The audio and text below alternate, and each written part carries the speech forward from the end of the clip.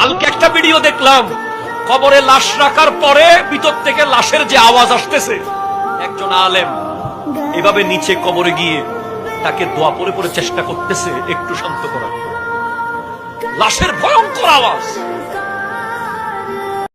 والصراط حق والميزان حق وتطاير الكتب حق وأن الجنة حق والنار حق وأن الساعة آتية لا ريب فيها وأن الله يبعث من في القبور. أفهمت يا عبد الله؟ ثبتك الله بالقول الثابت وهداك الله إلى صراط مستقيم وعرف الله بينك وبين أوليائك في مستقر من رحمته. اللهم جاف الأرض عن جنبيه واصعد بروحه إليك ولقه منك برهانا. الله